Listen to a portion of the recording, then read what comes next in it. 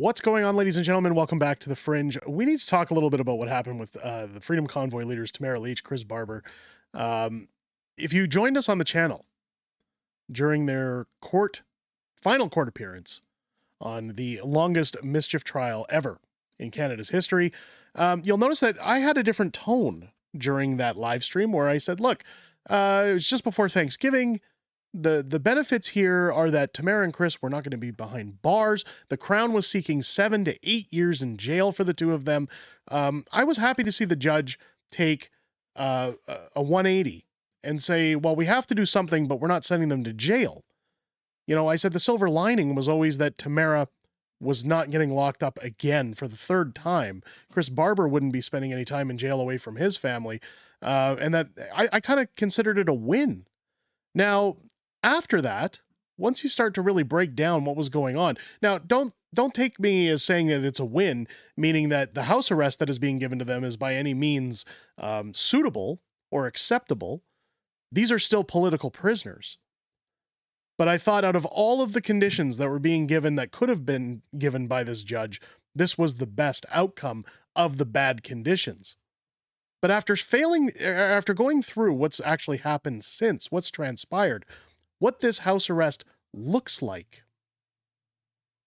the boot that is on their necks is very disappointing.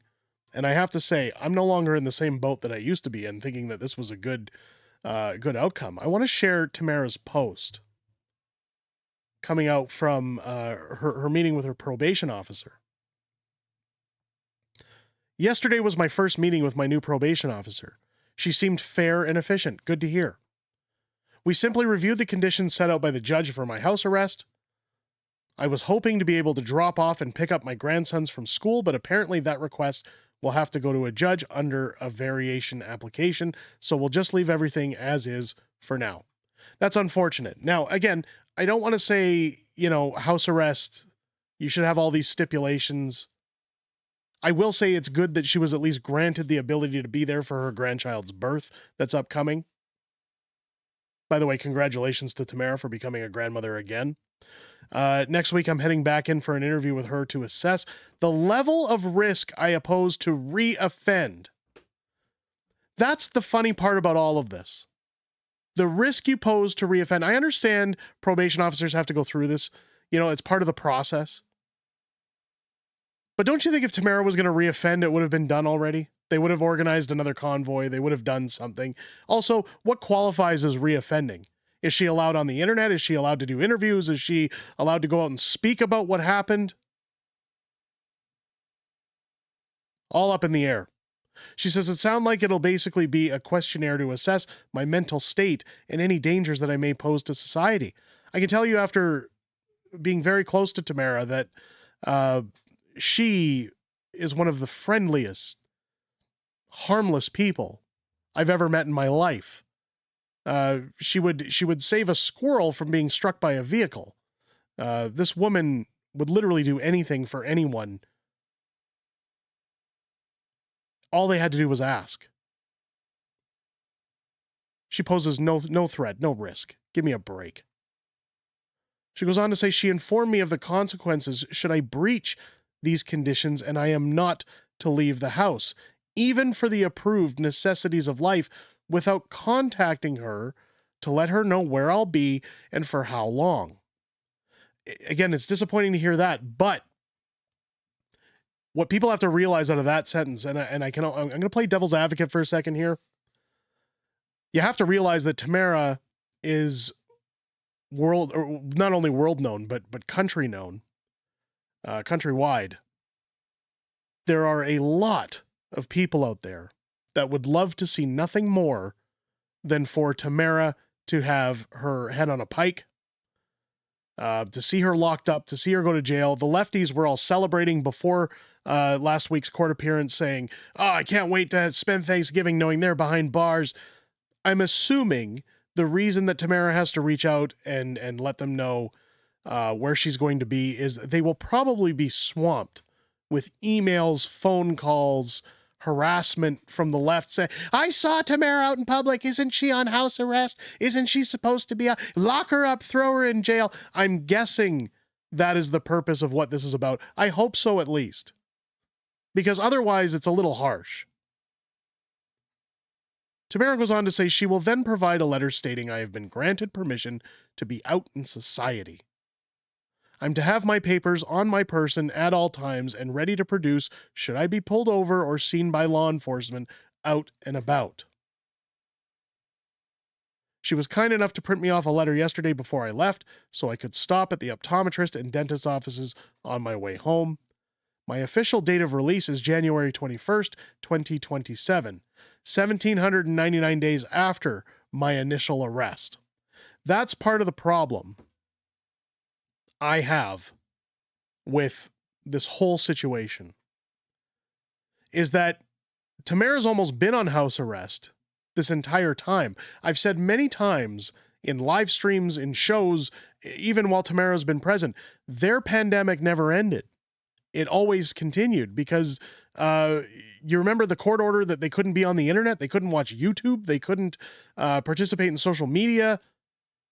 Even when Tamara was at the Emergency Act Commission, she was only permitted within so many blocks in Ottawa. There was a red zone. You cannot cross this zone or you will be arrested. I remember seeing Tamara at that inquiry when I was invited to Ottawa, as agents were across the street watching the hotel at all times. In fact, she was told at one point while she was outside smoking, had you have taken one more step over that crack of a sidewalk, you would have been in handcuffs. Why is she being under house arrest without time served during those months, during that period when she was restricted from internet access, when she couldn't speak? She was muzzled over mischief charges, folks. People in our society are allowed to run rampant and they're allowed to inappropriately touch children. They're allowed to break into your home and steal your things. They're allowed to beat the crap out of you. And they get bail instantly. They're allowed to funnel substances into our country and possess illegal firearms. Get them bail. Let them out.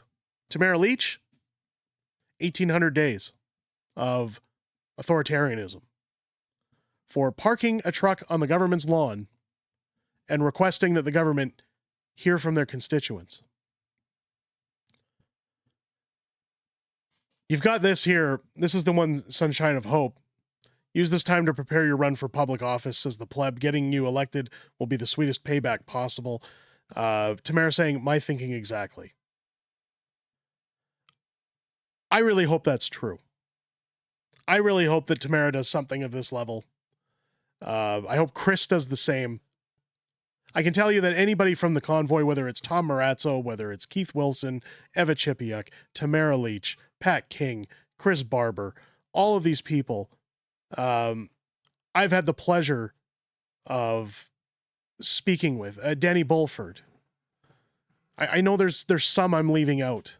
But I've had the pleasure of getting to know these people over the years and seeing how selfless they are, how kind-hearted they are. When we talk about the corruption in our politics right now, you need people who aren't paid and bought off. You need people who are honest, who are compassionate, who care. I think Tamara would do very well in public office. I think Chris would do fantastic in public office. I'd like to see more of it. I'd like to see those who had a voice prominent during the Freedom Convoy run for office. I know Tom Marazzo has a history of running. I know he's told me that his intentions to run in anything again are probably stammered, but I hope he reconsiders. I really hope we see a silver lining come out of this, because the bail conditions so far, folks, are very authoritarianism, given the conditions that those within the convoy were set to follow prior to this case winding up. Not to mention the countless trips out to Ontario, the court delays, everything else. I think it should have just accounted as time served, and that should have been it. Give community service if you want to. That should have been the highest extent, I think. Let me know what you guys think down below in the comments. If it's your first time here, I hope this video's earned your subscription. Make sure you hit that button. Leave a comment and a thumbs up down below. It helps push this video out. It helps tell people that, hey, this is a good video, you should come check it out. All hail the Fringe. Join me live every Wednesday and Friday for Unhinged Fringe on Wednesdays, Friday Night Fringe on Fridays, as I'm joined by the beautiful Mrs. Fringe on Fridays. So we talk about everything that happened this week in politics, everything we know coming up in the week ahead, as well as Q&A within the greatest YouTube community on the platform. I look forward to chatting with you guys each and every week. In those live streams, I most importantly look forward to chatting with you this week starting at 6 p.m. Pacific, 8 p.m. Central, every Wednesday and Friday here on the channel. With that said, ladies and gentlemen, I hope you enjoyed this video. I hope you have a great rest of your day. I'll catch you on the next one.